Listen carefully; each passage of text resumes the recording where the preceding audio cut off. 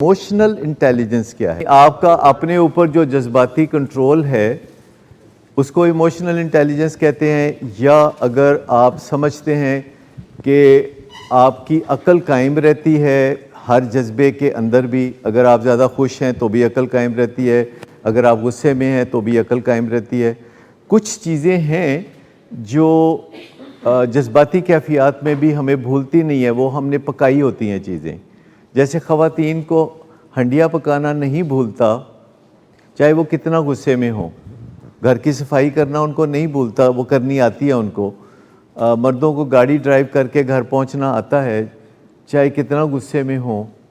تو کچھ چیزیں ہوتی ہیں جو ہماری فنگر ٹپس پہ ہوتی ہیں، جو ہم نے بہت زیادہ اچھی طرح سیکھ لی ہوتی ہیں، اور وہ جذباتی کیفیت میں بھی ہم پھر ان کو برقرار رکھتے ہیں۔ جیسے اگر کوئی بندہ بہت جذباتی ہے لیکن پھر بھی انیبلنگ نہیں کرتا، تو اس کا مطلب ہے کہ اس کی ایموشنل انٹیلیجنس بہتر ہو گئی ہوئی ہے۔ اور زیادہ تر لوگ بڑی مشکلات میں ہوتے ہیں، اور صرف نشے کے مریض نہیں، سبھی لوگ بہت مشکلات میں ہوتے ہیں ایموشنل انٹیلیجنس نہ ہونے کی وجہ سے۔ آپ دیکھیں کہ بہت پڑھے لکھے لوگ، بڑے ممتاز لوگ، بہت ہائی اچیورز، اگر آپ ان کی زندگیوں کو دیکھیں تو ایموشنل انٹیلیجنس نہ ہونے کی وجہ سے ان کی زندگی میں بہت بربادیاں نظر آتی ہیں۔ جیسے ڈیورسز، مجھے بتائیے کہ غریبوں میں زیادہ ڈیورسز ہوتی ہیں یا امیروں میں؟ اچھا، ان پڑھوں میں زیادہ ڈیورسز ہوتی ہیں کہ پڑھے لکھوں میں؟ پڑھے لکھوں میں۔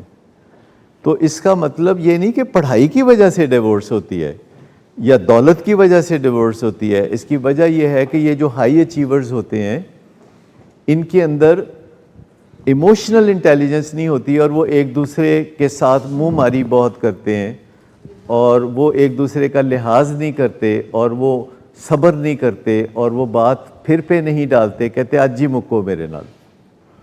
تو حیرت انگیز طور پر جو ڈاکٹرز کمیونٹی ہے ان میں ڈیورس ریٹ بہت ہائی ہے، بہت ہی ہائی ڈیورس ریٹ ہے ڈاکٹرز کمیونٹی میں، خاص طور پر جو لیڈی ڈاکٹرز ہیں، اور وہ میڈیکل اسپیشلسٹ ہیں یا گائنیکالوجسٹ ہیں۔